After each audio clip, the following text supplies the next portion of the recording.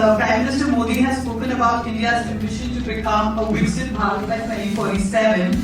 Could you share your vision of what a developed India looks like in the context of sustainability, self-reliance and citizen empowerment? See, this is also a first for India, where we've had a leader that is looking at beyond just the present. And it is sort of works at cross purposes to what traditional politics is about, which is somehow you retain your seat, you stay on the seat, you get back into power every election cycle, every 5 years or 6 years, or cycles vary across countries, but you have to remain on the seat. And there is an obsession about that. But here we have a government that is looking more strategically at the medium and longer term. And it isn't just an abstract conceptualization anymore, announced and enunciated. There has been a lot of work behind the scenes. All ministries have had their own deliberations, stakeholder meetings, and we've asked the same question you're asking me today, from young people, from women, from people from disadvantaged communities and groups, on what do they perceive as being developed, and how do we get there. So firm roadmaps have been prepared, which is very encouraging. In fact, some of our state assemblies have had special sessions where parliamentarians, members of legislative assemblies have deliberated and spoken and debated on the issue of 2047. So it's a unique proposition that we're looking so far ahead. To be very honest, it's a lot of uncertainties. Now in the global environment, I don't think deficits. We're spending a lot of money, there's a lot of public money being put in. There are innovative models to raise private money, global money, and put them into those kind of directions. So if anyone has traveled to India in the last 1 or 2 years, you will see that all of our cities are in flux. The kind of migration from rural areas to urban centers is going up. We had created the structure of GCCs, which we call global centers, where we are trying to produce for the world and innovate for the world. And now there's thought going on how you can take the GCCs, 2/3 of which right now perhaps even higher, in the big cities of Bangalore or Mumbai or Chennai, the real centers of that power India's economic growth today, to the tier 2, tier 3, smaller urban kind of centers. So there is a strategy in place, there's a lot of thought, there's a lot of churn in Indian society, and I think that churn must continue to its logical progression. Honorable Minister, thank you so much for being here and sharing your insights. It's been terrific. My name is Kathy Diaz. I'm the Chief People Officer of Cognizant, an IT services company. I'd love to have your insights about, companies like ours and your ministry, how we can work together in partnership. I know we share a passion for upskilling, and specifically around women in emerging technologies and also in leadership. I'd love to hear your views. Cognizant already has quite a vibrant skilling program. I remember my interaction at Davos with your leadership, and I was trying to encourage them to engage more with our schemes. Sometimes the way the government of India thinks and the way we structure our schemes, it can be quite hard for our stakeholders to understand. There's a certain complexity built into the public sector, I think, and somehow a lot of our industry is, while they're making a lot of efforts on their own, their engagement with those government schemes and to come on board as part of that network, there's a reluctance. So I think Cognizant and this, for instance, our apprenticeship scheme is actually a resource for industry if industry comes on board. A lot of the schemes in Cognizant that I was told about, where they're doing a lot of short-term certification programs, I believe that should be made available to all young, aspiring, people, whether it's a technical trade, it's an engineer or non-engineering. Yes, they have to support us in Davos, which is coming up. So I'd like to ask Sanjeev Joshipura, the Executive Director, Indian Diaspora. Yeah, thanks, Tuti. I've enjoyed this conversation. I'm glad you are the Minister. Mr. Minister, one question for you around some of the issues that you brought up. One of them being rural development, one of them being skill development, one of them being vocational training, foreign universities. So I'll kind of agglomerate this into a question. You will know this much better than I do, that there are other countries like Germany, for example, or even the United States, where there is an emphasis on what Germany calls the Mittelstand, the middle of industry, and what in the United States is called community colleges, where there is a lot of vocational training that is done for folks that want to get into certain types of professions, which is a little different than, let's say, your traditional four-year universities and colleges. My question for you is, does it make sense in the Indian context to have some of these pedagogic methods imported from other countries and then modified to the Indian context? Or is the Indian context so unique that you would rather have homegrown institutions that impart vocational training to the population, including in the rural areas? So India already has legacy institutions that have been there for the last 5 or 6 decades at least. There are industrial training institutions which look at some of those trades for old industry, like things like plumbers and electricians, and AI is going to be everywhere, but you're going to still need a plumber to come and fix that pipe, no matter how modern the building is. And that's where we're actually seeing a lot of skill gaps, and that is where we're seeing a lot of demand also, because Indian workers, they want them to be skilled in those particular. There's a perspective there though that countries really need to evolve at the multilateral level some core thinking around equivalence, into building a language or a taxonomy around skills, so that someone who's passing out of an ITI in India and is getting a certificate, how does that translate into the skill that's required to maintain this Indian? Can they be hired simply on the certification that they got in India, or do they need to have a great course or some kind of retraining that is required before they can be employed by an employer here? So that is a big challenge that India is currently engaging with. There is a conversation happening at the level of the ILO. Multilateral organizations are speaking to countries, and also bilaterally where India has a relationship. You'll be happy to know that we've actually learned a lot from the German model as well. The dual education training system is quite respected. We have a good relationship with Singapore. I still remember our panel because you were surrounded by women. And when you left the panel, you said that I grew up with my mom and I was. I remember, and you said you had daughters. Yes, and 2 daughters. And 2 sisters. And 2 sisters. And so you truly say that you were a gender inclusive and empathetic leader, for sure. But for me, maybe not even a question, more of a comment and a celebration. And I wanted to take this moment to say that from that moment in Davos, when we learned about what all the amazing work that MSD is doing, and NSDC is doing, under MSD, of course, and the partnership also with the Ministry of Rural Development now, leveraging the SDG infrastructure. It was exciting for us to be able to share what we were doing with Shri Bhara in terms of digitizing these women entrepreneurs and helping them become entrepreneurs. So proudly to say, I just got an approval from your team that we're announcing our partnership. And together we'll be able to scale up 1 million women entrepreneurs in India through the partnership. And I think for me, that's really exciting because all the schemes, all the interventions that you're talking about, social entrepreneurs in India kind of struggle with trying to understand how to partner with government.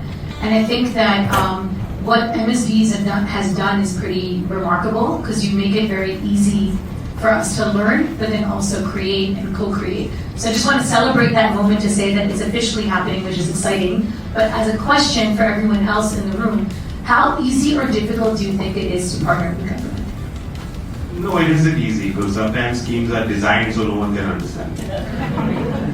Particularly not the beneficiary. Yeah. But I think now with DPI, with digital public infrastructure being rolled out, almost every ministry has created these digital assets. A lot of public service delivery is now shifted onto those models, and it has seen tremendous impact. Women in farmer households are operating the bank for their entire family using their mobile phones, which when we started out maybe 10, 15 years ago, it was unthought of. The biggest demand I used to face as a member of parliament was that rural communities wanted to have access to banking. So they wanted a physical branch in their village. Now no one asks for that anymore. So I think the use and harnessing of public service delivery is a model that India is already exporting to, at least to the global south. And that's had huge transformation. Owner of the room. She's an Indian designer and she's made the trip to be part of our event at the Women Inspiring Network Lounge. And so she's a fashion designer and she'd like to ask you a question.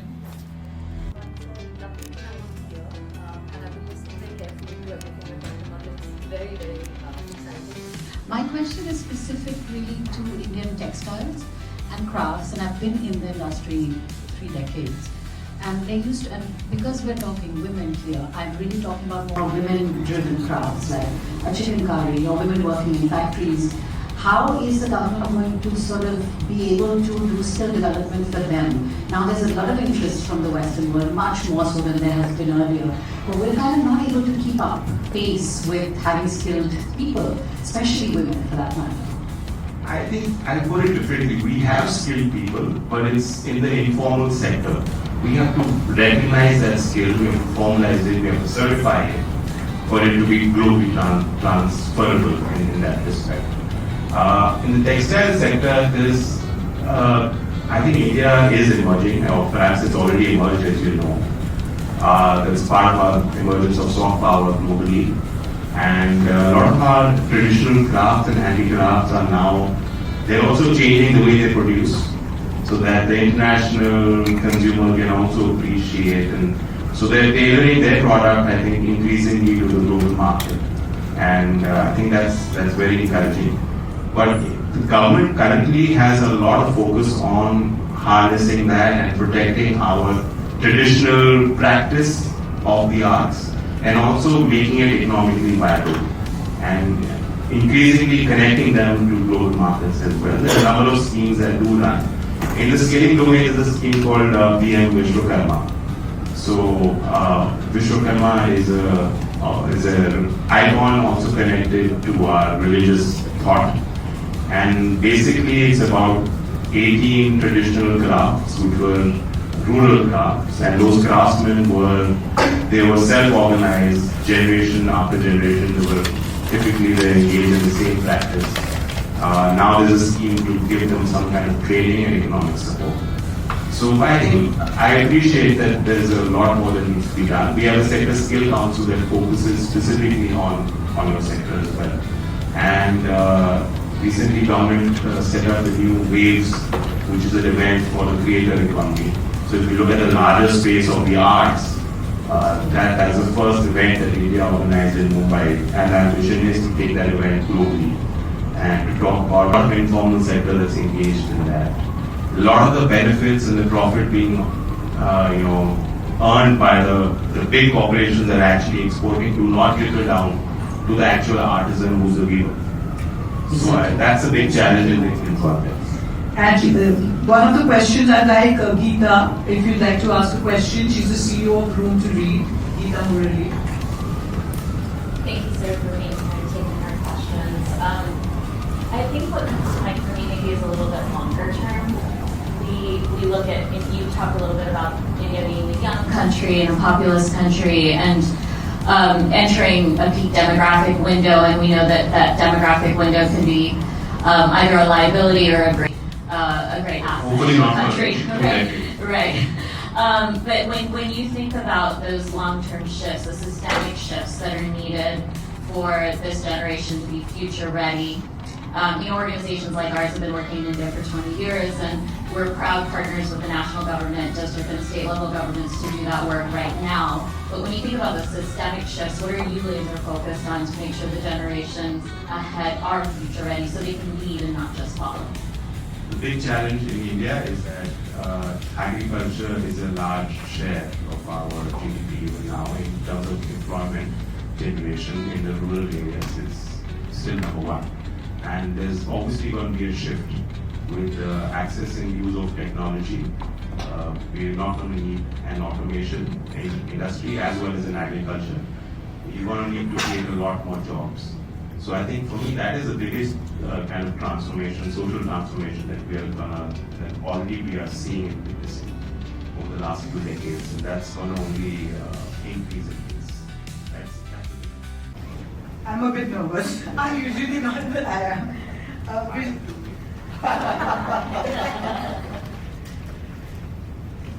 So, Minister Especially because Chaudhary, your first panel was super intelligent. but just to sort of lighten the mood, and we will do it with some of we do have 5 or 6 people who are going to ask questions after we finish the fireside chat, and we will repeat the selfie moment. That was a real hit in Davos, so we'll ask all of you to join us.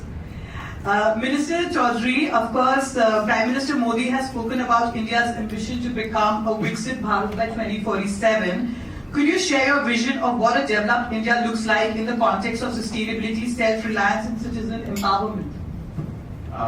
See, this is also a first for India, where we've had a leader that is looking at beyond just the present. And it is sort of works at cross purposes to what traditional politics is about, which is somehow you retain your seat. You stay on the seat. You get back into power. Every election cycle, every 5 years or 6 years, or cycles vary across countries, but you have to remain on the seat. And there is an obsession about that. But here we have a government that is looking more strategically at the medium and longer term. And it isn't just an abstract conceptualization anymore. In the beginning, when it was first announced, I suppose a lot of brows would have been lifted, even in Indian communities. They would have said, what's the point of that? There is a point, because it gives Indian people across region and communities a context. It gives them a rallying point, gives them it announces an ambition, and gets everyone to sit across the table and talk about that and have very frank conversations on the path ahead. And actually, after this was first announced and enunciated, there has been a lot of work behind the scenes. All ministries have had their own deliberations, stakeholder meetings, and we've asked the same question you're asking me today, from young people, from women, from people from disadvantaged communities and groups, on what do they perceive as being developed and how do we get there. So firm roadmaps have been prepared, which is very encouraging. In fact, some of our state assemblies have had special sessions where parliamentarians, members of legislative assemblies have deliberated and spoken and debated on the issue of 2047. So it's a unique proposition that we're looking so far ahead. To be very honest, it's a lot of uncertainties. Now in the global environment, I don't think you can predict what's going to happen a week from now. Forget about 20 years. And especially sitting here in America and New York, very close to the UN building, I think this probably resonates with all of you. There's a lot of unpredictability. What was erstwhile, there seemed to be relationship-based, long-term biases built into global relationships. Multilateralism was well accepted. There were always ups and downs on how people accept globalism, but it was known as a constant. Today, everything is in flux, everything is being questioned. But despite that, I think in the Indian setup, a lot of people have really put their heart and soul into this exercise of what they look at for the future.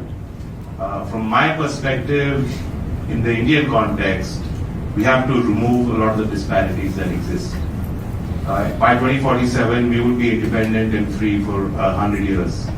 We have to take ownership for our own decision making over those 100 years.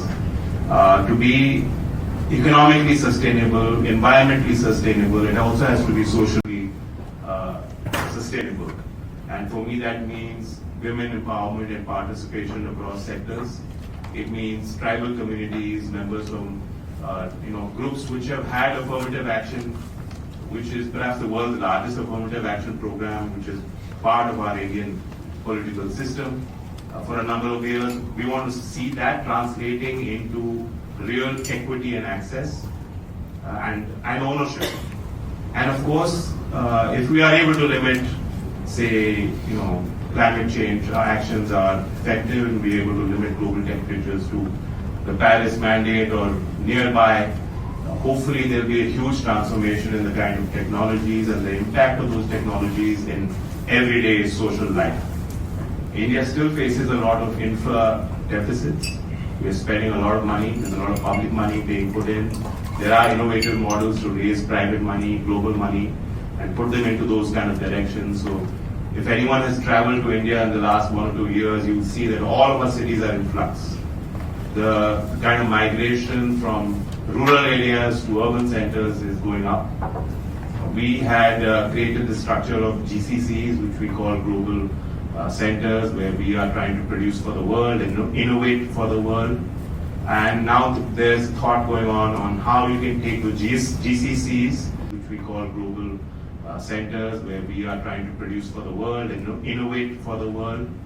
And now there's thought going on how you can take the GCCs, 2/3 of which right now, perhaps even higher, are currently in the big cities of Bangalore or Mumbai or Chennai, the real centers of that power India's economic growth today, to the tier 2, tier 3, smaller, urban kind of centers. So there is a strategy in place, there's a lot of thought, there's a lot of churn in Indian society.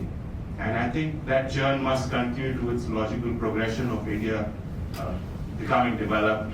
That means not just the expansion in GDP, that also means per capita GDP going up, better performance on all social metrics as well. Yeah.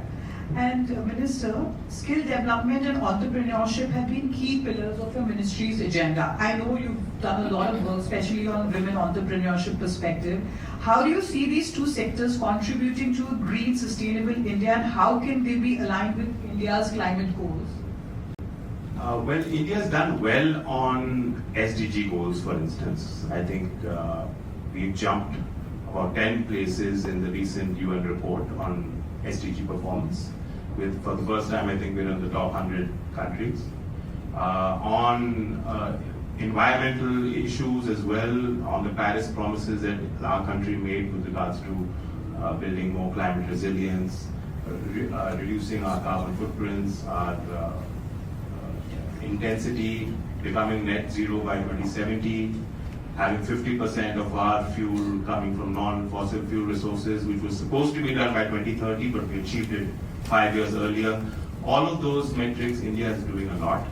But I think on the skill side, there's a lot of action that needs to be done. And that is because a lot of these new areas where we did not have an industry are today attractive rally points for investment coming in. For instance, semiconductor industries, it's a new industry for us. Several states have come out with very attractive policies. There have been announcements of billions and billions of dollars now, which are expected to flow in. But do we have the workforce so that industry partners, investors have that confidence that yes, this is a sector of growth and promise for the future? Similarly, green hydrogen or our solar, where renewable energy, where our capacities have ramped up significantly. Our EV market, where today in the automotive sector, a lot of Indian majors are producing for the world and supplying to the world. But the question is that do we have the whole chain sorted in terms of dealing with the battery waste? And do we have the workforce with the skills that are required? So skill development is critical. If we don't focus on that, there's no way that those emerging sectors will actually perform up to potential. Yeah, I think we are doing a lot, and I'm really glad that India is making so much of progress.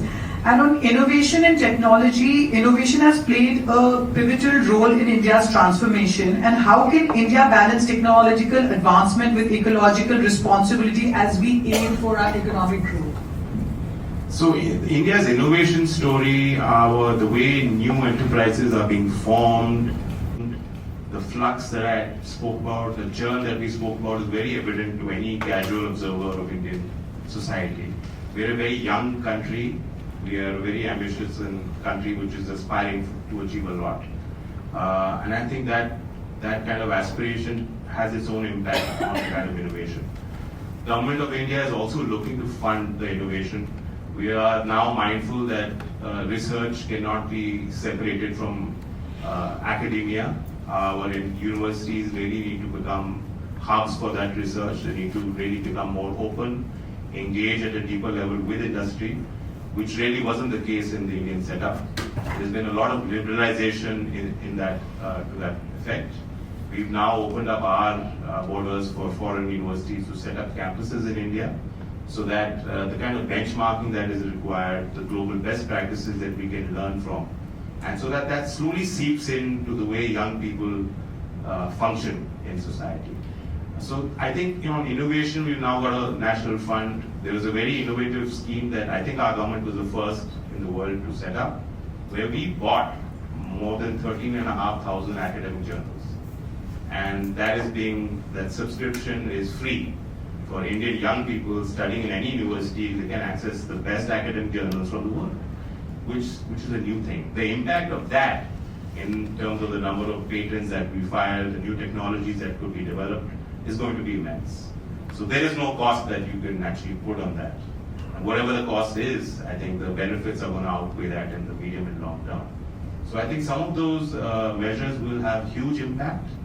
And part of that disruption also is that younger people today, the Gen Z generation or the generations coming up, are very mindful of climate change. Hundreds and thousands of our school children, because I do feel that conceptualization needs to be seeded very, very young for it to be successful, for it to be really, truly transformative. Hundreds and thousands of our school children have formed themselves into eco clubs. In the beginning it was prescriptive, it was top down, it was a decision taken as per our education policy where we gave guidelines and we told schools, okay, you encourage students to form themselves up and debate and deliberate and reach out to the wider community so that everyone starts to think about what their footprint is and how, look at the circular economy, understand the circular economy and how they can improve their own footprints. Now that is having immeasurable impact. So they're all debating, they formed eco clubs, and I think a lot of the new ideation will come from those kind of constructs. I truly believe that, and of course, India's strength lies in our people. I mean, we are the most populated country, but of course, our strength is also that. And what strategies are being adopted by the government to empower citizens, especially rural communities and women, to participate in India's greener future? So the first thing is to help rural communities organize themselves better so that they can be part of the mainstream. And so whether it's a self-help group or it's a farmer-producer organization, or it's in some areas and regions of India, we've had a tradition of a strong cooperative movement. Those organizations are now being increasingly funded. A lot of our government schemes, which were run earlier entirely through the government administrative networks or facilitated through the system, are now being run through self-help groups. In the scaling side, we have one scheme which is quite unique, where we actually we just fund NGOs, for instance, and they are doing doorstop delivery of very rudimentary scaling. When it comes to our national skill qualification framework, it's at the lower end, but I do feel it's very important, and we're seeing huge impact of that on rural communities with regards to their performance on health, on education, sanitation. Those kind of scaling impacts are quite effective. And what do you see our biggest challenge in steering India towards its green vision of 2047? And where do you see, and actually I don't really believe in challenges, I see it more as opportunities. So that a challenge can be an opportunity in itself. So where do you see that? Can you flesh out your question a little more? Because I don't want to repeat myself. The biggest challenges in terms of, because we are moving towards India's Viksit Bharat of 2047. So what do you see as a challenge, and what in turn is also an opportunity for us? Well, breaking down the formalized social barriers that have stopped people from imagining, dreaming bigger and participating wholeheartedly. One of the biggest things is our gender gap. India performs very well with regards to women participation in education, in STEM. And it would surprise a lot of people in this room that Indian women in STEM, in education, is the highest in the world. In the US, it's about 28-29%. We are at 42-43%. I can see Catherine nodding. So there is a mindset there, and there is an increased acceptance where earlier women as students were, their education was not looked at as a credible pathway into a career in rural households. Today, that mindset is changing because they're seeing that their girls are performing better in academics than the boys. And that has been happening consistently over the last decade. And that's in languages, in math, in sciences. Almost all subjects, our women students in our K-12 system are beating the boys, and by a margin. So I think that slowly has an impact on the way women perceive themselves as change makers, and also the way families look at them. So the biggest challenge is our gender gap. There's still huge leakages while we perform well in education. That is not translating into, I would be very honest in saying, a huge role and share for women in industry, in enterprise in India. In 2013, there was a new Companies Act that came.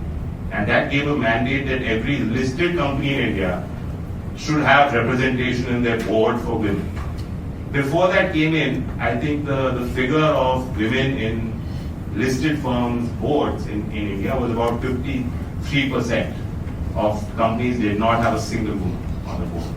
Now, I'm hopeful that figure, if one looks at that, will be below 10%, which means 90% plus enterprises in India today have at least one woman on the board. More than 50% of our registered startups have at least one woman director. And there have been, of course, many studies. The panel before this was looking at the profitability, that there is a business use case for involving more women in having diversified roles based on gender. I do believe that there are many studies that show direct kind of impact on profitability, on better risk assessment and mitigation for enterprises that have women leaders and women in top senior management positions. Now, I'm hopeful that figure, if one looks at that, will be below 10%, which means 90% plus enterprises in India today have at least one woman on the board. More than 50% of our registered startups have at least one woman director. And there have been, of course, many studies. The panel before this was looking at the profitability, that there is a business use case for involving more women in having diversified roles based on gender. I do believe that there are many studies that show direct kind of impact on profitability, on better risk assessment and mitigation for enterprises that have women leaders and women in top senior management positions. And of course, women also tend to hire more from their own local networks.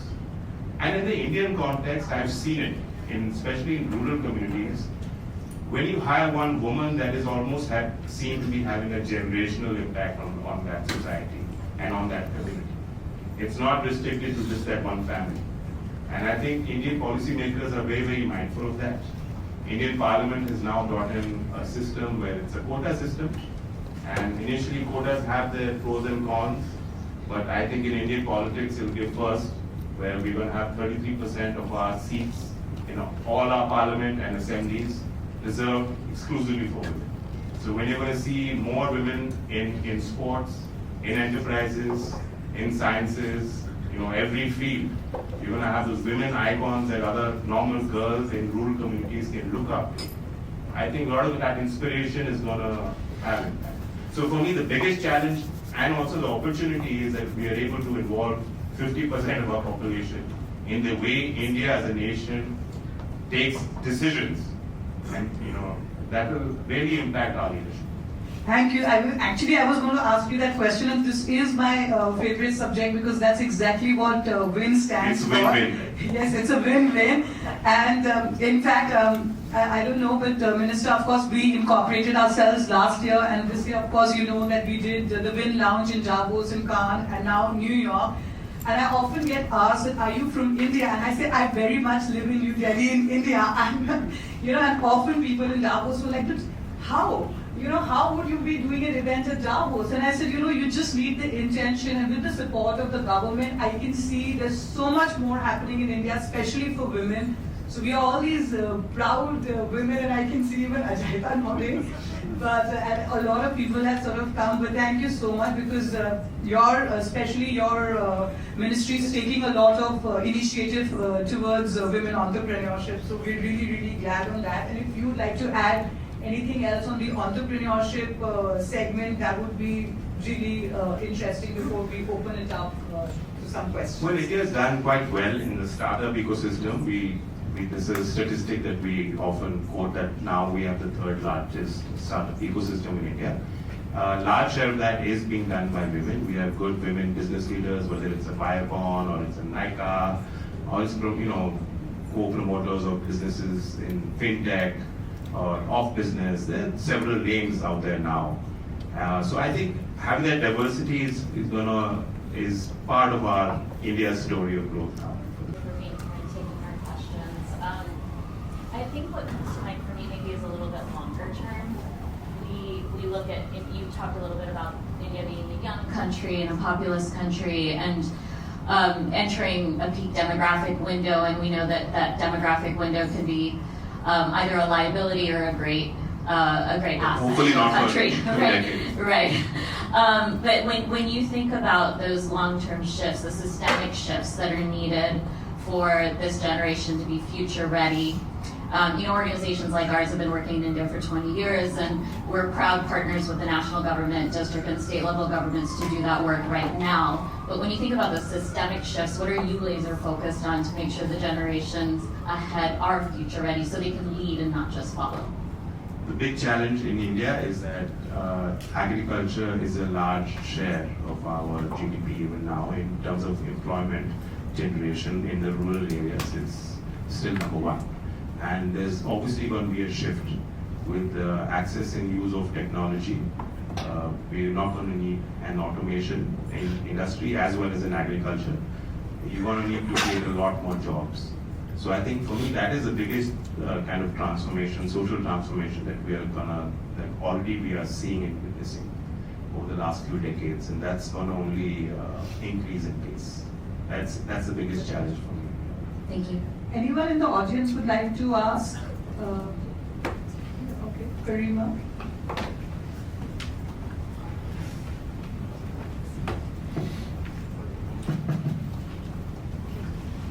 Hi, sir. I'm Karima. I'm the CEO of Ministerof. First of all, India is not to me, so everything you said filled me with pride. Thank you.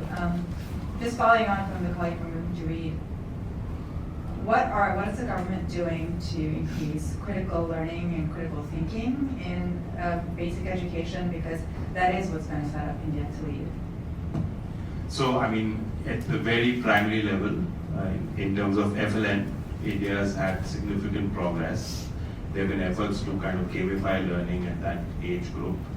And there's a huge national survey that comes out. In the recent survey, the reports confirmed our belief that in rural communities, in government schools, those children in the 3rd grade and 5th grade are beating urban school students in languages and mathematics, which was very, very encouraging. So I think at the primary level, the focus on experiential learning, and there's a number of measures that have been taken. There are 10 bagless days. It's anyone here who's gone to school in India would know that sometimes the bags were heavier than the children. We don't have lockers in our schools like you have them. So every day they're learning them. And in rural communities, children are walking for kilometers and miles to get to their school, right? So 10 bagless days is about complete unstructured, activities in the school. So that's non-prescriptive. There's a lot of freedom, flexibility that is now being given to schools to think and encourage their children to think out of the box. And Zapmeet Kaur, she's the founder of Green Kid Chronicles, Cybersecurity. She's at the end of the room. Thank you so much, Stuti. Thank you so much, sir, for such an empowering speech. And I'll be honest, sorry for any disruption, but I hope I kept it creative and colorful this morning. A little bit about me. I am a cybersecurity professional, but a STEM illustrator, artist, and educator, and a mom to a 9-year-old. Probably you can see who keeps my sanity and my curiosity in check.